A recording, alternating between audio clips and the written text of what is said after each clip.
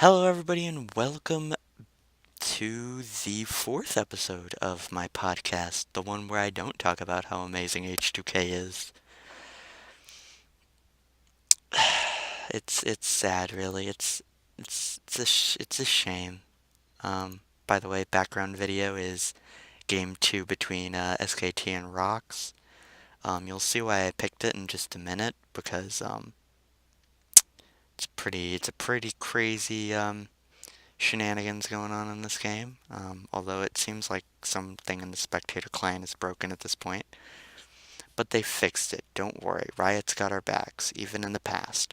Um, so yeah, I guess I'll just kind of get into the series that we're looking at right now. Rocks SKT. Um, I'll wait a moment to address the enormous elephant in the room, but I'll say this much right now. Bengi did work. Like,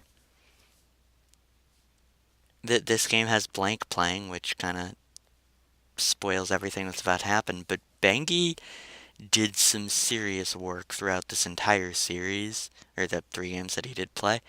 Um, and honestly, I mean, the games he was in, they won, and the games he wasn't in, they lost. But yeah, it's a pretty big impact that one player makes, I guess. But yeah, we're about to get to something a little bit silly in a moment. This series was pretty crazy. It was pretty, it went to 5 games. Um, and it was fun and all, and you see you got Bang scrolling through a bunch of characters. You got Wolf, who apparently really wants to play Gnar, or wants Duke to play Gnar, even though Duke's gonna play Echo. Um, in a minute, whenever spectator client decides to work again. Geez, they've got some serious problems with the spectator client in this game. There you go, you switch to the Echo and the Victor. Yeah, there you go. And then you've got Rocks picking their champions in a minute, whenever the uh, SKT's done. Whenever spectator client decides to be nice. And then install misfortune. Support misfortune. All right. Since there wasn't a whole lot of like silliness to talk about in this series, the teams were honestly very close, and it could have gone either way. Pending Bengi existing. Let's talk about support misfortune, because that was probably one of the biggest things that was in there. They're gonna pretend like it's ADC misfortune, but it's support misfortune. Um, Yeah, Support Misfortune was an interesting pick. Basically, the idea is that it is the primary counter to Zyra, at least in ranged lane pressure. So essentially, if someone first picks Zyra because it's like, oh man, Zyra's so great, you pick Support Misfortune into it, and you're like, haha, now I'll show you how to really push a lane. And I'll be honest, Misfortune can push lane pretty well. Double Up is a pretty good harass tool, as is Make It Rain. And then when you get later in the game, you kind of just ult occasionally and make it rain on weird choke spots and just kind of be an AD carry. I'll say that much. Misfortune has the really early game, and then if you get to the really late game, to the point where supports are getting CS, um, Misfortune will actually become a pretty big carry. I mean, she'll probably sell the Humus, because that's what I've seen as the third item after Frost Queens and Black Cleaver. But you get Frost Queen's Claim, Black Cleaver, Infinity Edge, Essence Reaver, maybe Essence Reaver, probably not Essence Reaver, Rapid Fire Cannon, another AD item, and Boots of Mobility. And you've got a very scary carry. You got a very scary carry in Misfortune, just kind of barreling down on your team. While you also have the Ashe, and you also have the Rumble, and you also have whatever your mid laner is, although in this case it's Karma, and Karma doesn't do anything after like 5 minutes. Karma does no damage. Um,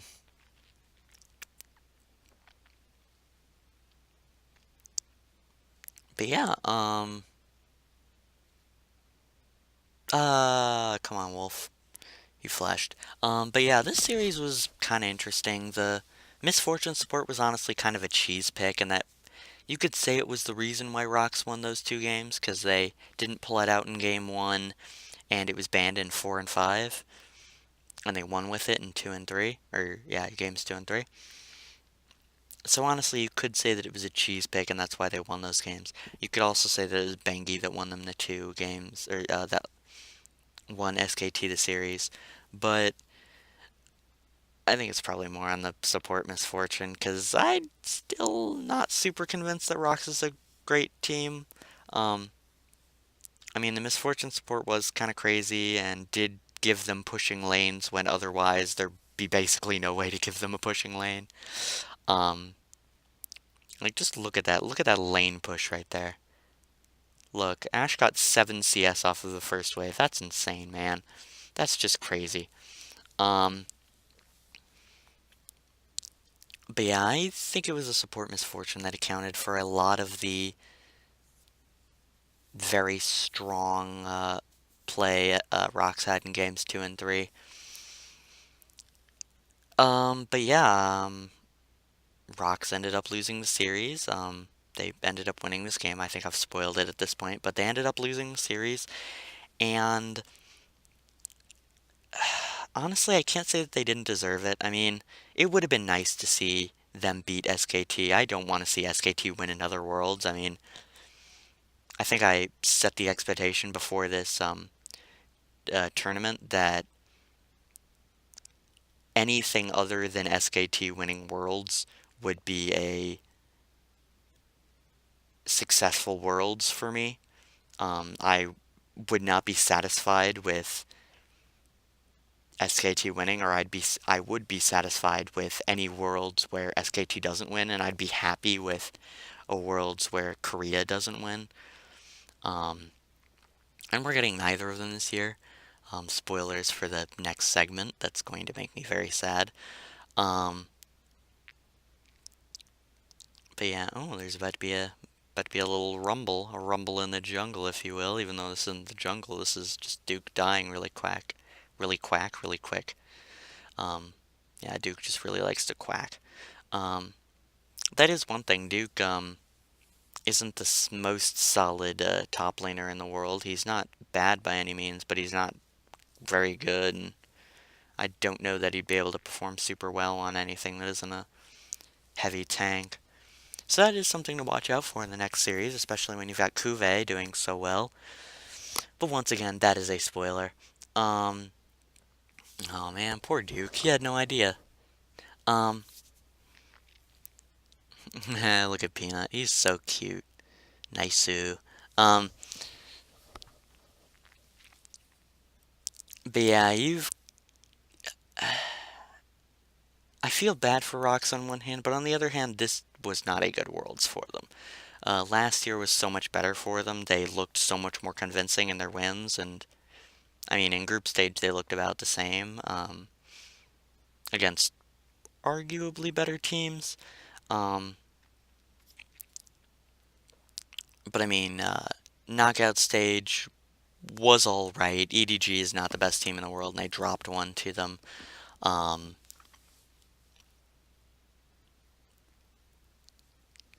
eh, okay, yeah. Oh wow, nice flash there. Nice flash. Um, um, but yeah, this wasn't a great Worlds from Rocks, and while they do deserve credit, they did end up top four. You could honestly say the same things about them being top four as H2K being top four until like SKT like wipes the floor with Samsung in the finals. I am not going to really give Rocks a whole lot of credit for this Worlds because they looked shaky in most of their games. But yeah, so now we have SKT in the finals, and who's the other team in finals? Not H2K. It's H2 what H2 Koreans in finals, which makes me very sad. Wow, that was a 1v1 right there. Um, yeah, and that makes me very sad. And what was worst about the Samsung H2K series is that it looked like H2K had a chance. And honestly, if you think about it like logically, if you think about it like draft phase wise, H2K honestly could have and should have won the series, or could have it should have at least won a couple of games. Um, oh man, this is a pretty funky play right here. See, he's got the kill. What does he do? Prey tanks the tower, heal, and then flash, and then everybody's out. That was a funky play right there.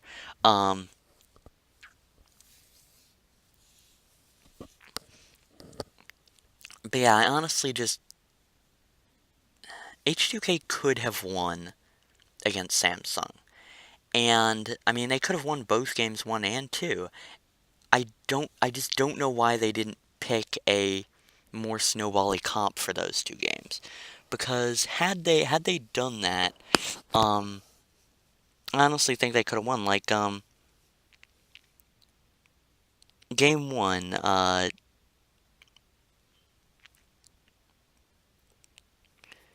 okay, so game 1 they had the Sivir, they had this not the Syndra.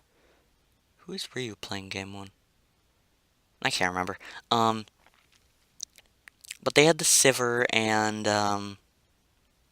someone else. I cannot remember anyone they picked in game 1. Um but they just like they did really well in the early game, and then after the early game, it was just like they fell apart. Or they didn't exactly fall apart, but they got beaten in the late game, which is what Korean teams do. They win in the late game almost all the time. And okay, so game 1. Oh yeah, there was a Cassiopeia, there was a Kennen. This is a very strong late game team, but you're playing against a Korean team, and Korean teams win in the late game. That's just what they do. Um, In the second game, they pick Sivir again. They pick Rumble, even more scaling in the top lane. They pick Rise, which is scaling in the mid lane. And they lost again in the late game because they cannot beat a Korean team in the late game. Nobody can. And then the third game, they pick Rise and Sivir, first rotation. And I mean, it's stuff like this where it's like H2K can win these games. Like put I know Forgiven's Caitlyn was banned for these games, but put him on Lucian, something that he plays Lucian all the time. And he can bully on that, and oh man, that was funky right there. Um just arrow him in the face. Why don't you? Um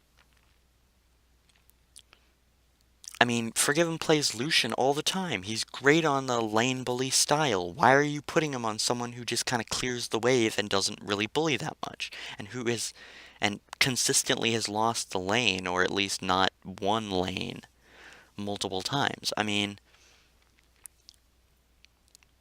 you're trying to win the world championships here. You can't just kind of pick to your weaknesses.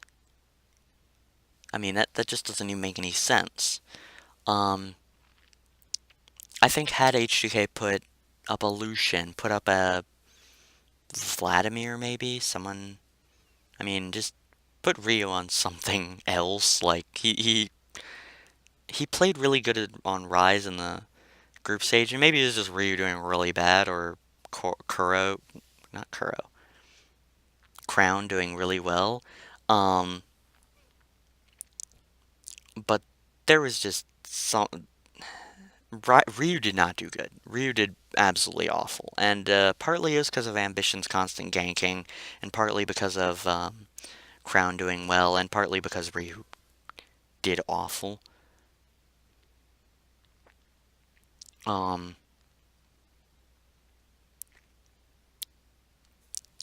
but yeah, you just can't play like that and expect to win a world championships. Um, but yeah, it was overall kind of a meh showing from H2K, at least for most of the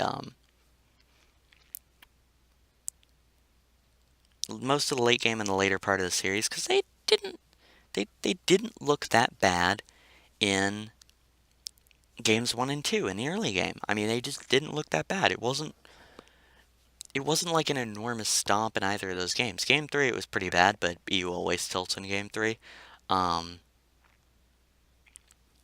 I mean, even players that didn't even go to Worlds, like Power of Evil, we all saw the Kale mid lane, the Smite Kale mid lane, and against Fnatic. Um, EU players tilt in the mid game, and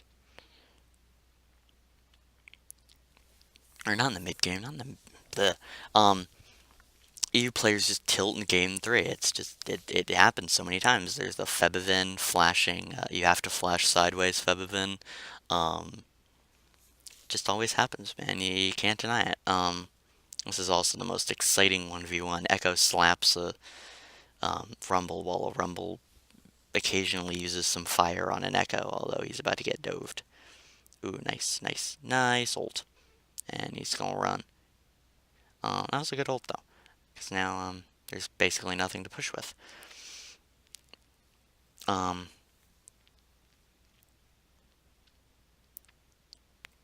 and now, there's a field goal right there. I need to stop talking about the game because I have less time to do it this time because this is a shorter game than I've used in previous weeks. Um, but yeah, H2K, they had a chance and they could have done it, and that was a funky play right there. Um, they had a chance and they could have done it, but just didn't. I. It's really hard as an H2K fan to watch this, to watch them lose like this, because it's not really as much losing because they're a worse team, it's losing because they didn't pick to their strengths. I mean, it's like, how do I describe this? It's like watching CLG pick something that, like, putting Darshan on a hardcore team fight champion. It just it's not what they do. It's not what they normally do. Darshan likes playing split pushers, and he's good at playing split pushers. If you put him on like a uh, Maokai, maybe if you put him on Maokai, then I mean he'll do less, I guess. Maokai's very easy to play. We all know this, but he just won't play as well or be as relaxed, I guess, as just putting him on Fiora or Jax or someone. Um,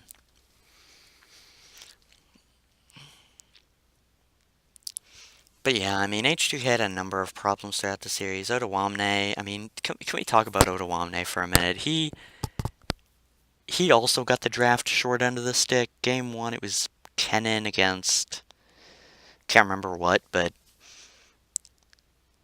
Game 2, this was probably one of the biggest draft problems for me. Game 2, Jace was up. Otawamne just carried an entire series on Jace, and they picked the Rumble for team fighting while the Jace is still up. Like, Jace is a very good play against, or a very good choice against Rumble, and you just picked Rumble into that matchup. Like, at the very least, pick like a Poppy or something. Like, something that isn't going to get completely mauled once the game goes past like 5 minutes. I mean, you're just going to get destroyed if you do something like that. If you try to. I mean, I guess you have the better team fight, but once again, you aren't. Your team doesn't play for the team fight. Your team plays for the early victory, and you're taking an early defeat. I mean, I just don't understand anything they did in lane, and this is a I need to stop saying the word funky, but this is a weird fight that just happened there. And Rocks won it. Whoa, maybe they're gonna win the game. Um, but yeah, it's just painful to watch. I mean, I've been an HGK fan since like the Kasing effect, like that long ago. I'm watching them do something that's so against their team like composition and losing because of it is really hard to watch. Um, I mean, watching a team lose so hard is hard to watch, but like watching them lose in that way is really difficult to watch. I was actually at MSG to watch that. I watched that game in person. It was pretty fun. Apart from the fact that H2K got completely destroyed. Um, but yeah, I'm still optimistic about HGK for next year. Maybe they'll finally be able to win or get to EU finals, which would be fantastic. Like we haven't seen HGK in EU finals ever. They've been in third place game 4 times in a row. Um, I've gotten third 3 of those and fourth once. But yeah, I am cautiously optimistic about H2K's future because we still don't know what's going to happen overall. Like Forgiven, we don't know where he's going from here. Like he's still, I mean, the whole Forgiven Freeze situation is still questionable. Because they are both pretty high class players, and one of them might end up leaving after this season just because they're both very good players, and you don't need two huge ADCs, especially when you're not using one like ever. So, personally, I'm kind of hoping Freeze leaves. As much as I like Freeze, he did not have the results that Forgiven did. Um, but we'll see as it gets to back to EU. I mean, who knows? Maybe H2K has an entirely new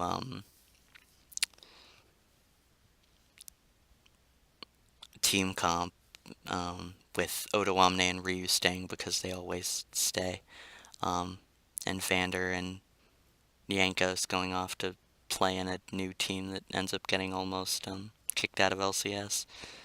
Um, or that does really well for a split, loses in the playoffs, and then almost gets kicked out of LCS. Um, I'm talking about Vitality, by the way, and Karnan and Kasing, you know what I'm talking about. Where are Karnan and Kasing now? Because I thought Vitality had different bot lane. Are they still even playing? I don't even know. I'll have to look that up. Um, I don't really care though, so, um,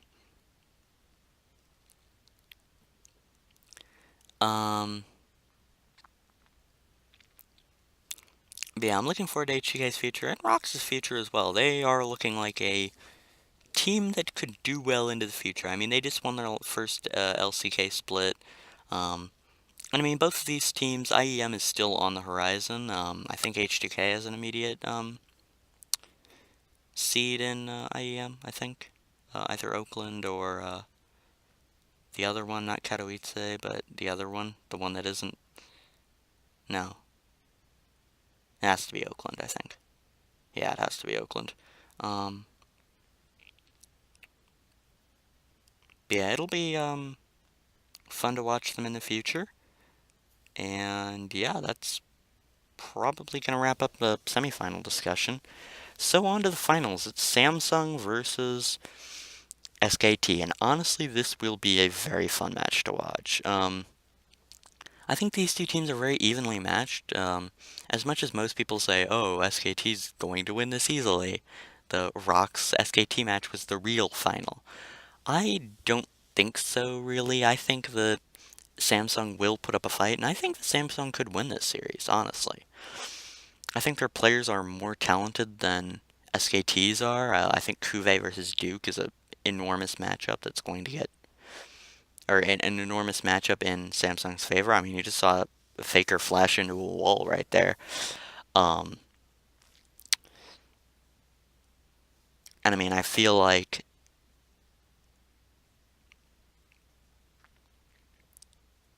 Samsung can take advantage of SKT, especially after having to play against such a hyper aggressive style in the early game, having to adjust to playing that against SKT, because that's been one of SKT's weaknesses, what I've seen over this world. If they get too behind in the early game, they're not really going to come back. They're just kind of going to,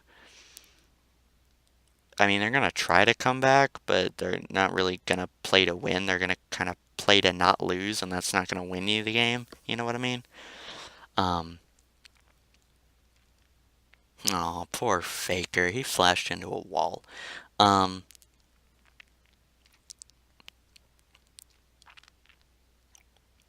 but yeah, I mean, it'll be a very interesting series. I'm gonna put my money on Samsung. I think I'll have to pull up the tape. I'll have to pull up the video. If Samsung ends up winning, but I think I said before um at some point before the knockout stage started that Samsung was, in my opinion, the favorites to win Worlds, and I still think that holds. I still think Samsung is the favorites, are the favorites. Well, I don't think they're the heavy favorites, but I still think they are going to win. If they do win, I'll be happy with Worlds, and if they don't, I'll be very sad. Um, very, very sad, because, another year of SKT skins. Um, But yeah, I think there'll be a bunch of interesting matchups. I mean, the Crown Faker matchup will be interesting. I think Crown even has the edge in that one. The bot lane I think is probably the most even. I cannot remember the SSG's bot lane, but I remember it being pretty good. So I think that either team can win that one. I mean, obviously I can see SKT since it's on the screen right now. It's Bang& Wolf. Um, but yeah, I think that Samsung can win this, and I think they do have very good laners. It'll be kind of how well they do transitioning into the mid to late game, and how well they kind of play against SKT and kind of into their strengths. Although both teams have very similar strengths. Um, kind of, if the game is even at a certain amount of time, they're just going to blow it open later in the game. Um, and so it'll be interesting to see who takes these early advantages and who wins the later game if they end up even. Um,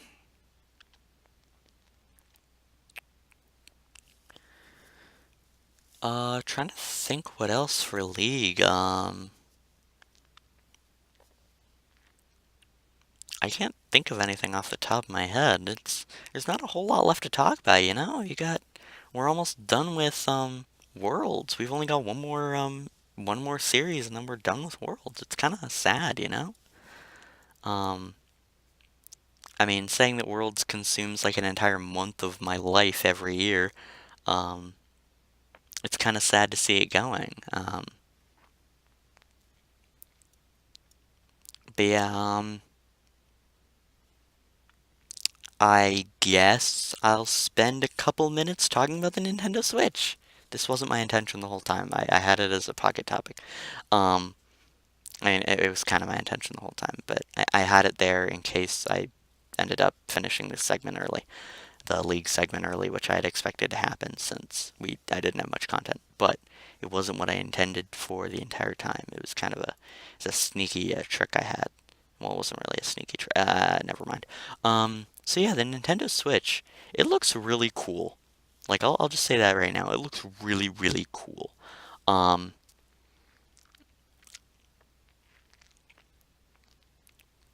I think the number one thing that'll kind of decide it at this point, how well it goes, is its software lineup, especially on release. Like right now, it's looking like, I mean, there's that huge wall of companies that are working with Nintendo on it. Um, with like Atlas, Capcom, Sega, Bethesda, um, etc., etc. Yeah, etc. is my favorite company. From Software, like From's working on it with them. Dark Souls for Wii U, um, or not Wii U, Switch. I need to stop. I need to remember to not say Wii U anymore, because Wii U isn't the console anymore. Um,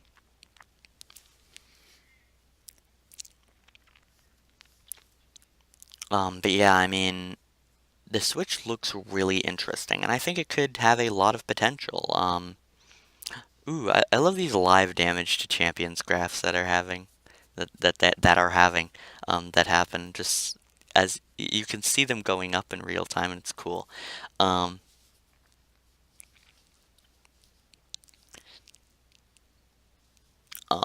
Mental error. Oh yeah, the Nintendo Switch. But yeah, there was a commercial that said Skyrim, and I know there are rumors that say Skyrim won't actually be on there, or may not actually be on the release list, but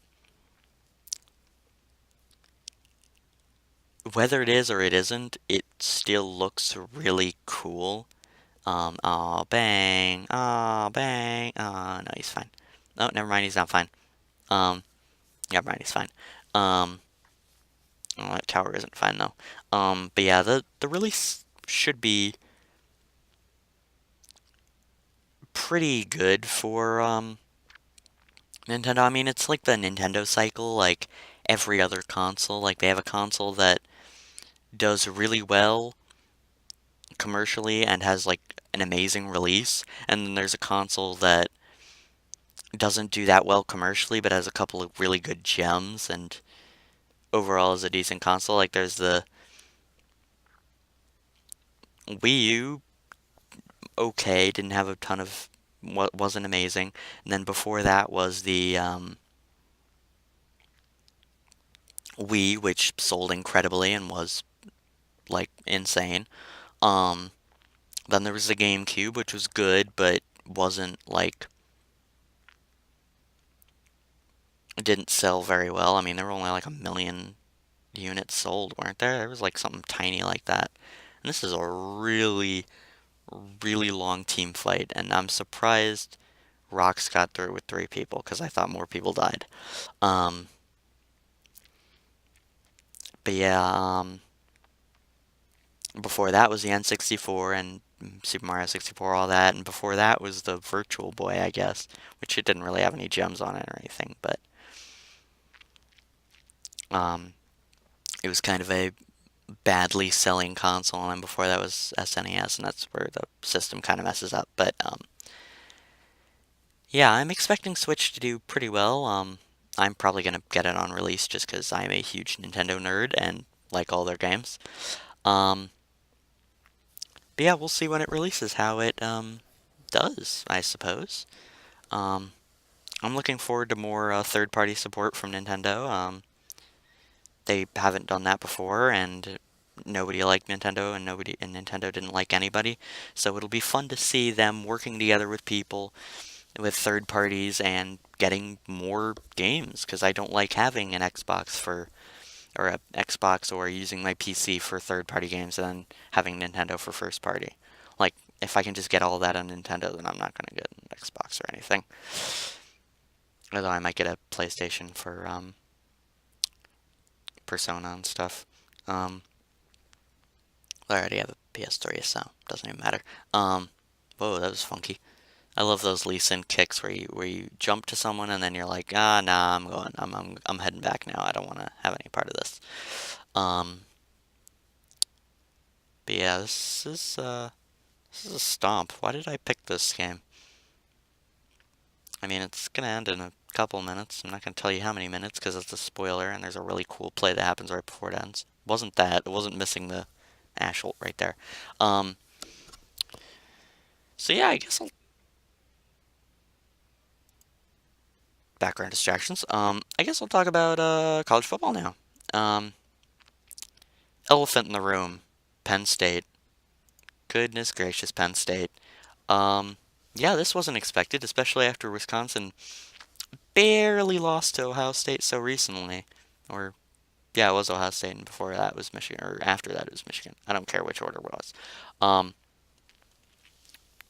but I mean, you don't exactly expect a team like Ohio State just to lose like that. Like, by the way, Rox is just getting destroyed in this fight. Um, I mean, it's not often that a team like Ohio State loses, and in that manner especially, where they had just a bunch of special teams mistakes, honestly, it was kind of sad. Um, and that kind of throws everything into disarray because, I mean, even before that, the Ohio State-Michigan game at the end of the year was going to be very crucial, but now we've got Nebraska, Ohio State, and Michigan all in the top seven from the Big Ten. Now, what are you going to do there? I mean, Wisconsin's got Nebraska next week, which it would be the saddest thing in the world if Wisconsin lost that game too, because they would be the best three-loss team at like what 8 games to ever exist, because they're losing these very close games to very strong teams, and they're basically coin flip games. And it'd be very sad to see them lose like that. Um, But yeah, the top four currently is Alabama, Michigan, Clemson, Washington. You want to know why Alabama's still in the top four? Because they completely demolished Texas A&M.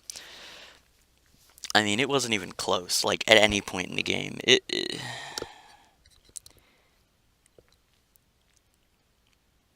I mean, Texas A&M just like completely got defeated, and